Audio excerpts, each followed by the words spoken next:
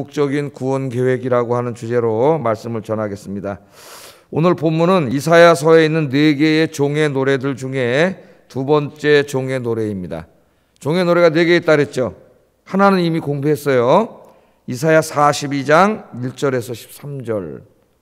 그 다음에 이제 오늘 본문이고요. 세 번째 종의 노래는 50장 4절에서 11절. 또 이제 마지막 종의 노래는 52장 13절부터 53장 12절까지 이렇게 4가지의 종의 노래가 있습니다. 종의 노래는 어떤 메시지라 그랬어요? 하나님께서 메시아를 보내주셔서 이스라엘과 이 세상을 구원해 주실 것을 예언하는 말씀이라 그랬죠.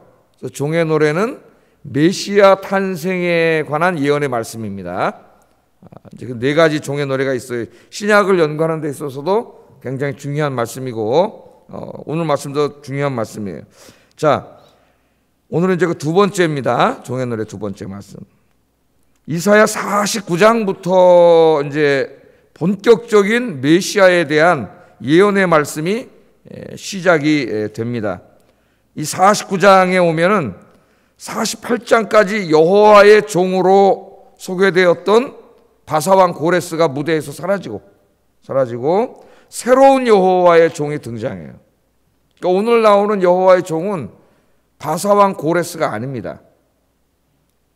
자, 우리 48장까지 하나님이 바사왕 고레스를 하나님의 종으로 삼으시고 그에게 막강한 힘을 주셨죠. 정치력과 군사력을 주셔서 그의 힘으로 하나님의 백성들을 괴롭히고 있는 바벨론을 다 파괴시키게 하시고 이기게 하시고 이스라엘을 구원해 주셨죠. 그래서 이스라엘 사람들이 이 바사왕 고레스의 이 정책 하에서 자기 고국으로 다 돌아가서 성전을 지켜야 됩니다. 이 말씀이 에스라서 1장에서 6장까지에 상세하게 나와 있어요. 그래서 이 48장까지는 하나님이 이스라엘 백성들을 구원하기 위해서 사용하시는 종이 바사왕 고레스예요. 그리고 그가 이스라엘을 구원하기 위해 사용하는 수단이라고 하는 것은 큰 정치력과 군사력, 막강한 힘입니다. 힘을 통해서 지배하는 거죠. 이스라엘을 괴롭히는 대적을 군사력을 통해서 때려부수고 그들을 고국으로 돌아가게 하는 거예요. 그런 의미에서 이제 구원의 이미지를 하나님께서 그려주셨습니다. 근데 49장부터 등장하는 여호와의 종은 같은 여호와의 종인데 전혀 다른 방식이에요. 오늘 말씀에 나오는 것처럼 이 여호와의 종은 어떤 정치력이나 군사력이나 자기가 가지고 있는 막강한 어떤 물리력을 동원해서 우리를 구원하는 게 아니에요. 이 종이 사용하는 무기는 뭐냐면은 하나님의 말씀과 자기 희생적인 죽음입니다. 전혀 다르죠.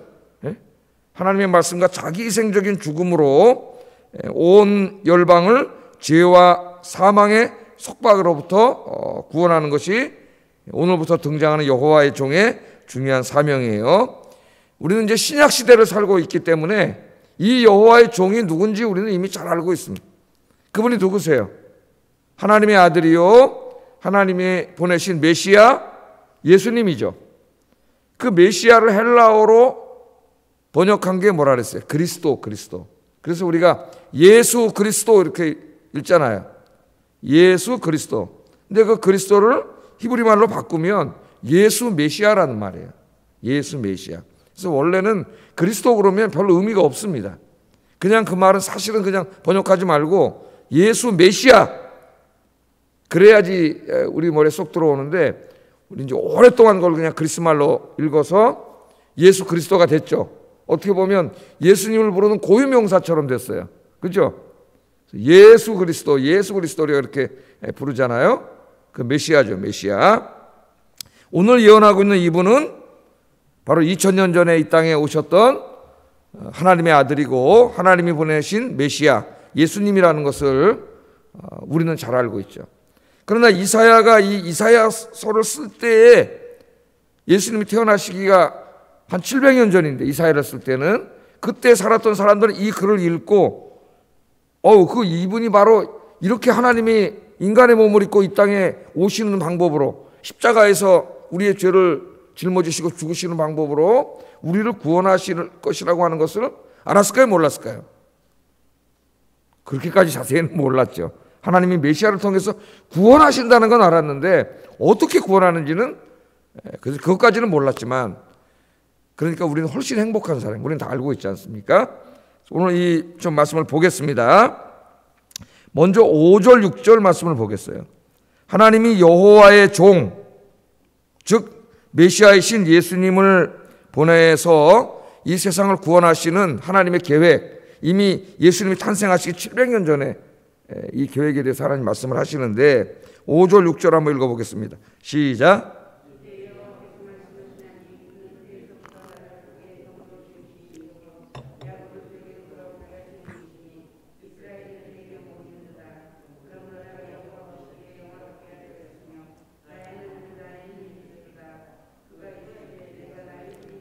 야곱의 지파들을 일으키며 이스라엘 중에 보존된 자를 돌아오게 할 것은 매우 쉬운 일이라.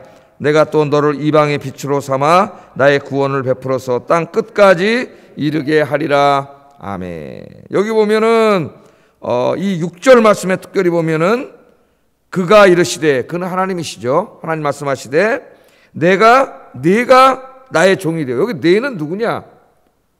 이게 이제 어렵겠죠. 여기 내가 누구냐? 예? 이스라엘 사람들은 여기 내를 자기 민족으로 해석을 했어요. 이사야서에 나오는 고난받는 야훼의 종을 고난받는 의로운 하나님의 백성이 자기들로 해석을 했습니다. 그래서 유대인 신학에는 메시아가 고난받는다는 의미가 없어요. 하나님의 말씀은 전혀 잘못 이해를 한 거예요. 그래가지고 어떤 일이 벌어졌어요. 예수님께서 십자가에서 죽으시고 죽으심으로 온 인류를 구원하신다고 말씀하셨을 때 그 예수님을 메시아로 받아들일 수 없었어요. 왜? 자기들의 신학에 메시아는 고난받으면 안 돼. 막강한 힘을 가지고 그냥 저 로마 군대를 다 때려 부수고 우리를 구원해야지. 무슨 메시아가 십자가에서 그들에게 죽는다? 그런 있을 수 없는 일이에요. 그러니까 성경을 올바로 해석하고 이해하는 게 얼마나 중요한가를 우리가 알게 됩니다. 여기 내는 누구예요? 예수님이죠. 그거 어떻게 할 수 있어요? 이제 네 번째 종의 노래 53장에 나오는 그가 찔림 우리 허물을 인하며 그가 상함은 우리의 죄악을 인하며, 이건 유명하잖아요. 이 말씀을 이사야 사도행전에 보면은 에디오피아 내시가 읽고 있었죠. 마차에서 읽고 있었는데 도대체 이 고난받는 종이 누군지를 알 수가 없었어요. 선지자 자신을 말하는 건지 아니면 또 다른 어떤 사람을 말하는 건지 알 수가 없어가지고 이 사람이 누구지? 그러고 있을 때 하나님이 성령을 통하여 빌립 집사를 보냈죠. 에디오피아 내신 간다게 보내서 그 말씀을 해석하게 해줬어요. 여기 도대체 이 고난받고 죽는 여기 고난받는 여호와의 종이 누구냐? 그랬더니 빌립이 그분이 바로 나사렛 예수님입니다. 그러면서 쫙 그분이 이 땅에 오셔서 얼마 전에 우리 모든 인류의 죄를 짊어지고 십자가에서 죽으셨습니다. 다 해석을 다 해주잖아요. 그 말씀을 듣고 거기서 예수님을 영접하게 되고, 내가 이제 예수 믿고 구원받는데 뭘 꺼리끼겠느냐? 그래서 마차에서 내려서 뭘 받았어요? 바로 세례를 받는 감격적인 장면이 나오게 됩니다. 여기에 그가 이르시되 내는 바로 이제 앞으로 오실 메시아 예수님을 말하는 거예요. 나의 종이 되어 야곱의 지파들을 일으키며 이스라엘 중에 보존된 자를 돌아오게 할 것은 매우 쉬운 일이라. 내가 또 너를 이방의 빛으로 삼아 나의 구원을 베풀어서 땅 끝까지 이르게 하리라. 그러니까 하나님은 여호와의 종을 통해서 이스라엘을 구원할 뿐만 아니라 이스라엘만 구원하는 게 아니에요. 그 다음에 누구를 구원한다 그랬어요? 나의 구원을 땅 끝까지 이르게 한다 그랬습니다. 땅 끝까지 온 세상 열방을 다 구원하시는 거죠. 그 이스라엘의 민족주의가 이래서 잘못된 거예요. 다 하나님이 구원하신다 그렇게 얘기합니다. 자, 그러면 이 여호와의 종은 메시아 예수님인데 하나님이 이 메시아를 이 땅에 어떻게 보내시느냐? 그것도 우리는 다 알고 있지만 이미 이사야 이 말씀에 예언을 하고 있어요. 1절에 보면은 여호와께서 태에서부터 나를 부르셨고, 그래. 태는 어머니의 모태를 말하는 거죠. 태에서부터 나를 부르셨고 내 어머니의 복 중에서부터 내 이름을 기억하셨다 그래. 그러니까 메시아가 어떻게 해서 오는 거예요? 우리 인간들이 태어나는 것과 똑같은 방식으로 어머니의 모태를 통해서 온다는 걸 알 수가 있습니다. 이미 700년 전에 하나님 말씀을 하고 있는 거예요. 또 5절에도 보면은 그는 태에서부터 어머니의 모태에서부터 나를 그의 종으로 지으신 분이라 그렇게 말씀을 하셔요. 그래서 이미 메시아가 이 땅에 인간의 몸을 입고 오시는 하나님의 아들이라는 것을 이사야 49장에서부터 이렇게 분명하게 예언을 하고 있습니다. 예언을 하고 있습니다. 하나님의 아들인 메시아는 여인의 몸을 통해서 인간이 태어나는 방식으로 이 땅에 오실 거예요. 그래서 그것을 우리가 뭐라 그래요? 신학적으로 성육신 하셨다 그랬죠. 하나님이신 그분이 우리를 구원하시기 위해 인간의 몸으로 이 땅에 오심이에요. 그게 놀라운 은혜죠. 하나님의 은혜입니다.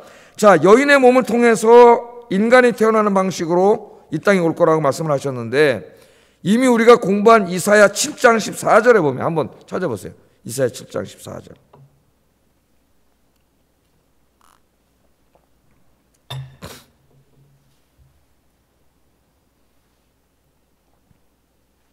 자, 한번 같이 읽어볼까요? 그러므로 주께서 친히 징조를 너희에게 주실 것이라. 보라, 처녀가 잉태하여 아들을 낳을 것이요 그의 이름을 임마누엘이라 하리라. 그렇게 말씀을 하셨죠. 여인의 몸을 통해서 올 텐데 결혼하지 않은 여인, 처녀의 몸을 통해서 올 것이다. 이렇게 말씀을 합니다.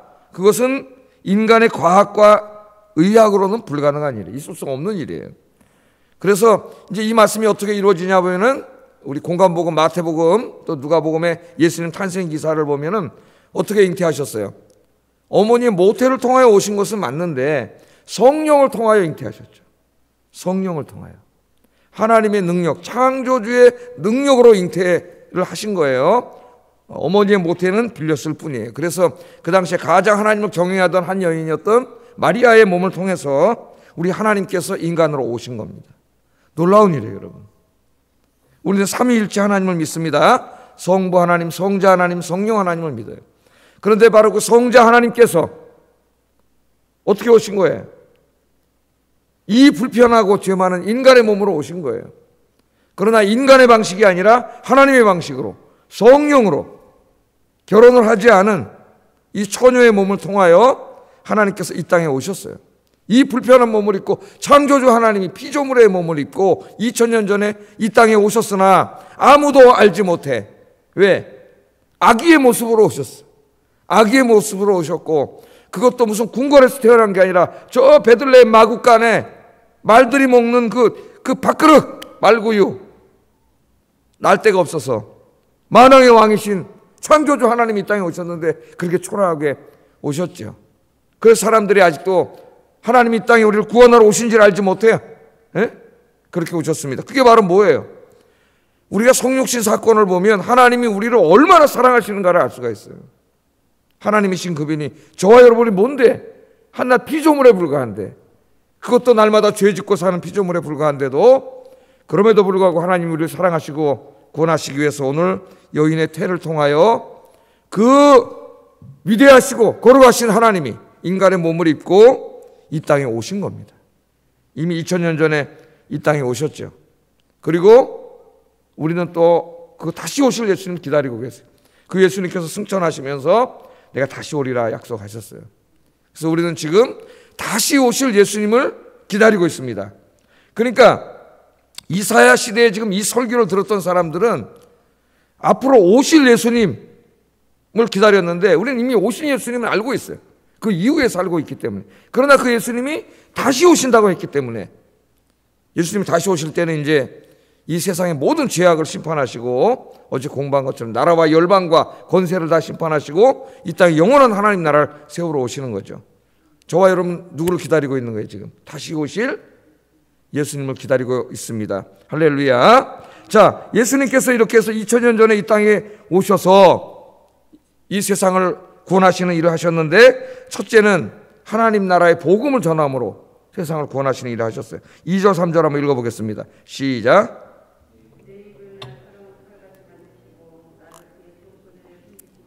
나를 갈고 닦은 화살로 만드사 그의 화살통에 감추시고 내게 이르시되 너는 나의 종이요 내 영광을 내 속에 나타낼 이스라엘이라 하셨느니라. 여기 칼과 활 이미지가 나옵니다. 하나님이 나를 칼로 만드셨고 활로 만드셨다, 이런 상징적인 언어를 하나님께서 사용을 하셔요. 40장부터 48장까지 등장했던 여호와의 종인 바사 왕은 칼과 활로 어둠의 세력인 바벨론을 심판하고 이스라엘을 구원했습니다. 49장부터 등장하는 하나님의 종은 이 사용하는 활과 여기 칼은 진짜 활과 칼이 아니라 하나님의 입에서 나오는 말씀이에요. 그래서 예수님이 이 땅에 오셔서 회개하라, 천국이 가까웠다, 회개하라, 하나님 나라가 가까웠다, 하나님 나라 복음을 증거하셨죠. 그 복음을 아멘으로 받은 사람은 구원을 받았지만 그 말씀을 거역한 사람은 그 말씀이 활과 칼이 되는 거예요. 활과 칼이 돼서 그들을 심판하는 무기가 되는 거예요. 오늘 그 말씀을 하고 있습니다. 뿐만 아니라 궁극적으로는 어떻게 우리의 구원을 이루셨어요? 십자가에서 자기의 생명을 주심으로 이루셨죠. 그 내용이 이제 4절과 7절에 예언되어 있어요. 4절 한번 읽어보겠습니다. 시작. 무익하게 공연히 내 힘을 다하였다 하였도다. 참으로 나에 대한 판단이 여호와께 있고 나의 보응이 나의 하나님께 있느니라. 7절도 읽어봅니다. 이스라엘의 구속자, 이스라엘의 거룩하신 여호와께서 사람에게 멸시를 당하는 자, 백성에게 미움을 받는 자, 관원들에게 종이 된 자에게 이같이 이르시되 왕들이 보고 일어서며 고관들이 경배하리니 이는 이스라엘의 거룩하시니 진실하신 여호와 그가 너를 택하셨음이니라. 여기 보면 이 여호와의 종이 사람에게 멸시를 당하고 백성에게 미움을 받고 관원들에게 종이 되고 엄청난 고난을 당하는 모습이 나타나 있어요. 하나님이 이 땅에 오셨을 때 공생애를 하셨죠. 우리 복음서들을 읽어보면 마태복음, 마가복음, 누가복음, 요한복음 읽어보면 예수님이 엄청나게 많은 고난을 받으시잖아요. 그죠? 핍박을 받으시고 나중에는 십자가에 달려서 죽으셨죠. 그 수욕과 모욕과 고통을 다 당하시고 예수님이 죽으시는 그 모습을 상징적으로 그려놓은 거예요. 여기. 그러니까 여기 그렇게 말하잖아요. 결국은 사람에게 멸시를 당하고 미움을 당하고 종이 되고 십자가에서 온갖 수욕과 모욕을 다 당하셨는데 근데 어떻게 됐다고 나중에 보니까 왕들과 고관들이 일어나서 그분 앞에 경배하는 모습이 나타나죠. 할렐루야. 지금도 그런 사람들이 있죠. 한 나라의 최고 지도자지만 신앙인들이 많이 있습니다. 그러나 이제 마지막 때 우리 예수님이 오면은 모든 나라와 열방이 다 그냥 진짜 왕이신 우리 예수님 앞에 무릎 꿇고 경배하는 날이 올 거예요. 그 말씀을 여기 하시는 거예요. 그러니까 우리 예수님은 어떻게 우리를 구원하셨어요? 우리의 죄를 어떻게 사하시고 어떻게 구원하셨습니까? 자신이 십자가에서 매달려서 그 고난과 고통을 다 당하시고 우리가 당해야 될 그 모욕과 조롱을 다 당하시고 우리 대신 십자가에서 자기 몸을 희생하심으로 죽으심으로 우리 대신 죄값을 다 치르신 거죠. 그래서 우리를 구원하시고 여러분은 하나님의 자녀 삼아주신 줄로 믿습니다. 이 놀라운 하나님의 구원 계획과 이 놀라운 하나님의 사랑으로 저와 여러분이 구원받은 거예요. 구원은 그렇게 값싼 구원이 아니에요. 하나님은 저와 여러분을 구원하시기 위해서 외아들을 죽이신 거예요. 성자 하나님이신 예수님은 저와 여러분을 구원하기 위해서 인간의 몸을 입고 이 땅에 오셨을 뿐만 아니라 십자가에서 고난받고 죽으심으로 우리의 죄를 사하시고 우리를 구원하신 겁니다. 그래서 위대한 종교개혁가였던 마르틴 루터가 한 말이 기독교의 구원은 값싼 구원이 아니에요. 하나님은 외아들의 생명을 지불하셨고 예수님은 자기의 생명을 지불하셔서 저와 여러분을 구원해 주신 거예요. 그 마르틴 루터는 이 구원을 가르칠 때 하나님의 절대적인 은혜를 가르쳤지만 하나님의 절대적인 은혜는 공짜로 주신 거잖아요. 그러다 보니까 사람들의 윤리가 없어져요. 야, 나 은혜로 구원받았어. 그리고 막 살아도 돼. 이렇게 생각을 하는 거예요. 그래서 루터가 이야기한 겁니다. 값싼 은혜가 아니에요. 하나님이 외아들을 희생하셨고 외아들은 자기 생명을 주셨어요. 네? 뭐 때문에? 우리 죄 때문에. 죄를 용서해 주시고 해결해 주시려고 예수님 대신 죄값을 다 받고 죽으신 거예요. 그래서 우리 그리스도인들은 은혜로 구원받았고 이제는 은혜에 합당한 삶을 살아야 된다는 거예요. 죄를 멀리해야 돼. 죄를 지으면 안 돼요. 우리 그리스도인들이. 그것을 루터가 강조했죠. 여러분, 이 하나님의 놀라운 사랑으로 우리가 구원받았음을 늘 깨달으면서 이 구원의 은혜에 감사하고 찬송하고 예배하는 여러분 되시기를 주의 이름으로 축복합니다. 다시 한번 우리가 이것을 묵상할 필요가 있고 우리의 구원은 어느 날 갑자기 이루어진 게 아니라 이처럼 구약시대부터 하나님의 철저하신 사랑과 구원의 계획 속에서 이루어지고 하나님이 계획하신 때에 이루어졌다는 것을 우리가 분명히 알아야 됩니다. 또 하나님이 정하신 때가 있어요. 우리 주님이 다시 오실 때 언제인지 모릅니다. 그래서 주님 오실 때까지 우리가 늘 주님 감사하고 찬양하고 예배하는 삶을 살아야 된다. 오늘 그것을 가르쳐 줍니다. 그런데 오늘 1절을 시작하실 때 보면은 하나님이 이 구원의 기쁜 메시지를 누구에게 선포하고 있어요? 섬들아 내게 들으라, 먼 곳 백성들아 귀를 기울이라. 누구에게 얘기하고 있습니까? 이스라엘 민족에게만 얘기하는 게 아니에요. 하나님의 백성들에게만 얘기하고 있지 않아요. 섬들과 먼 곳에 있는 백성들이 들으라 그래요. 이사야서에서 섬은 저 땅끝을 말하는 겁니다. 땅끝. 그러니까 섬들아, 먼 곳 백성들아, 이 말은 같은 말로 온 세상 사람들아 그 말이에요. 온 세상 사람들. 이 기쁜 소식은 온 세상 사람들이 들어야 돼. 그런데 온 세상 사람들은 하나님이 이런 말씀을 하셨는지도 몰라요. 2000년 전에 오신 저분이 하나님의 아들 구원자이신지도 몰라요. 성경책도 몰라요. 그래서 이 하나님이 외치신 이 말씀을 들을 수가 없어요. 그러므로 하나님은 이 사명을 누구에게 주셨어요? 우리에게 주셨어요. 놀랍게도요, 사도 바울은 바울 서신을 읽어보면 이 여호와의 종, 이분이 이제 1차적으로 예수님을 가리키는데 그 여호와의 종의 사명을 자기의 평생의 사명으로 삼습니다. 사도 바울은. 그래서 자기가 예수님은 아니죠. 사도 바울이 그 예수님을 통해 이루신 구원의 복음을 섬들아 먼 곳 백성들아, 그러니까 저 땅끝까지 이르러서 이 복음을 증거하는 일을 자기 평생의 과업으로 삼아요. 그러니까 성경 묵상이 얼마나 훌륭합니까? 이사야서를 깊이 묵상하다가 거기서 자기의 사명을 깨달은 거예요. 자기의 사명을. 아, 예수님이 종으로서 이 세상을 구원을 완성하셨는데 나는 이제 그 예수님의 종으로 어떻게 해요? 이 섬까지 가서 저 먼 곳까지 가서 복음을 전해야 되겠다. 그렇게 복음을 전한 거죠. 이 사명은 바로 저와 여러분의 사명입니다. 우리가 열심히 이 하나님의 입이 돼서, 여러분, 우리는 하나님의 손과 발이 되고 하나님의 입이 돼야 돼요. 그래서 저 땅끝까지 가서 또 이 동네를 다 돌아다니면서 복음을 전하면 어떤 일이 벌어지느냐? 12절 한번 읽어보겠습니다. 12절 시작. 어떤 사람은 시님 땅에서 오리라. 자, 먼 곳은 동쪽을 가리킵니다. 시님은 이집트의 남쪽 끝 경계 마을이에요. 그러니까 동서남북이란 말이에요. 여기 나오는 말이. 동서남북 세계 각지에서 많은 사람들이 하나님께 돌아오는 역사가 일어난다는 거예요. 이 이사야 말씀을 읽다가 은혜 받은 사람들이, 그 미국의 또 저 영국의 유럽의 선교사들이 이 말씀을 아멘으로 받고 전국 저 아프리카까지 간 거죠. 땅끝까지. 그래서 교회를 세우고 복음을 전하고, 그래서 전 세계 사람들이 지금 돌아오고, 그중에 우리나라도 135년 전에 저 미국의 믿음 좋은 청년들이 26살, 7살짜리 청년들이 이 땅에 들어와가지고 복음을 전해서 오늘 1000만 명의 기독교인이 이렇게 생겨난 줄로 믿습니다. 예? 다 이 사람들이 누구예요? 이 하나님 말씀을 듣고 읽고 묵상하다가 여기에서 성령의 강한 음성을 들은 거예요. 네가 가서 내 입이 돼서 저 섬까지, 저 땅끝에 있는 백성에게까지 가서 복음을 전하라. 그러면 동서남북에서 많은 사람들을 구원할 수 있다고 하는 하나님의 말씀을 듣고, 제가 여기 있사오니 나를 보내주시옵소서. 그러고 간 거예요. 믿음의 순종이 있었기 때문에 역사가 일어난 겁니다. 그러니까 이 말씀을 읽을 때 성령이 막 말씀하잖아요. 그래서 여러분도 기도하세요. 지금 이제 바이러스 가운데 있어서 우리가 전도하지 못하지만은 하나님이 바이러스를 다 치료해 주셨을 때 지금 막 저 밑에 아파트하고 저 아파트가 지금 막 쑥쑥 올라오고 있습니다. 하나님 나를 사용해 주셔서 내가 열심히 복음 증거에 많은 영혼들을 구원하겠습니다 하는 비전과 꿈을 갖고 여러분 기도하시기 바랍니다.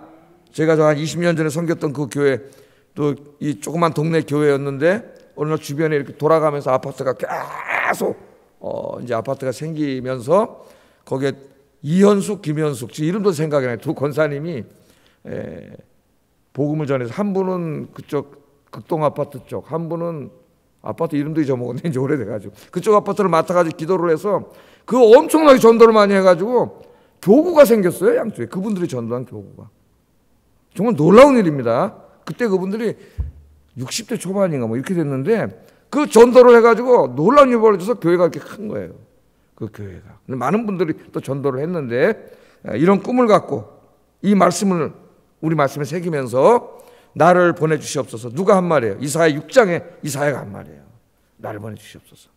여러분들 이렇게 기도하면서 준비하기를 바랍니다. 자, 그 다음에 이제 시간이 30이면 8절부터 13절까지 보면은 이 하나님의 종 메시아가 오셔가지고 우리의 죄 사해 주시고 구원해 주실 뿐만 아니라 이 땅을 살아가는데, 주님이 오실 때까지 이 땅을 살아가는데 필요한 영육간의 필요를 다 공급해 주신다는 걸 약속하고 있어요. 10절 말씀 읽어봅니다.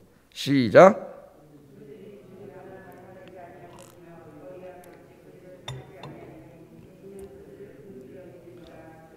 샘물 근원으로 인도할 것임이라. 아멘. 그들이 줄이거나 목마르지 아니하게 하신다 그랬죠. 더위와 햇볕이 그들을 상하게 하지 않게 하시겠다. 우리를 긍휼히 여기시겠다. 우리를 샘물 근원으로 인도하실 것이다 하는 말씀을 약속으로 주셨습니다. 우리 인생 살아갈 때 영육간에 다 말씀, 영적으로 가랄 때도 있고 실제로 우리 육신이 가랄 때도 있죠. 예? 육신에 필요한 것들이 얼마나 많아요. 영적으로 필요한 것들이 얼마나 많아요. 이것들을 이 주님께서 다 공급해 주신다는 거예요. 그래서 예수님이 이 땅에 오셨을 때 요한복음 10장 10절에 뭐라고 말씀하셨냐면, 내가 온 이유에 대해서 말합니다. 내가 온 것은 양으로 생명을 얻게 하고 더 풍성히 얻게 하려는 것이라.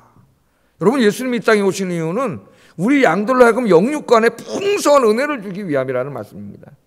우리 인간은 영적인 존재이면서 동시에 육적인 존재예요.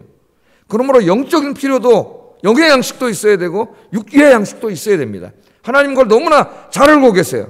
그 영의 양식을 주시기 위해서는 여러분이 어떻게 하셔야 돼요? 영의 양식을 주는 잔치집에 나와야 돼요. 은혜의 자리로 나와야 돼요. 그래서 오늘 새벽에도 여러분 이 자리에 온 것은 결코 우연이 아니라 하나님이 여러분을 이곳으로 데리고 오신 거예요. 할렐루야. 이 새벽에 어떻게 옵니까? 이 졸리고 이 피곤한데, 그러나 여러분 이곳에 온 것은 하나님이 여러분을 일로 데리고 오신 거예요. 여러분은 모르겠지만 성령님이 여러분을 어떻게 오셨든 하여튼 이곳으로 이끌어 오신 거예요. 예?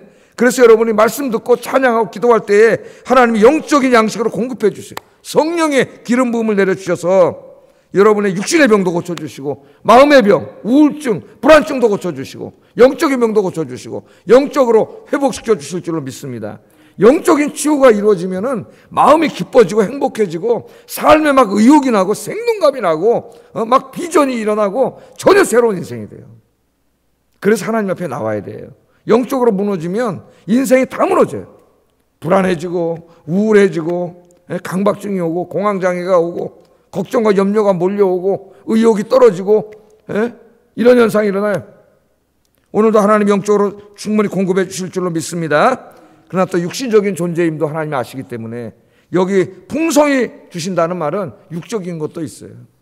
그래서 여러분 기도하세요. 일용할 양식을 위해서 기도하라 그랬습니다. 우리 예수님께서. 여러분 필요죠. 일용할 양식은. 우리 주님의 이름으로 구하면 주셔요. 예수님이 약속하셨죠. 이제는 내 이름으로 기도하라. 내 이름으로 구하라. 그러면 아버지께서 주실 것이다. 할렐루야.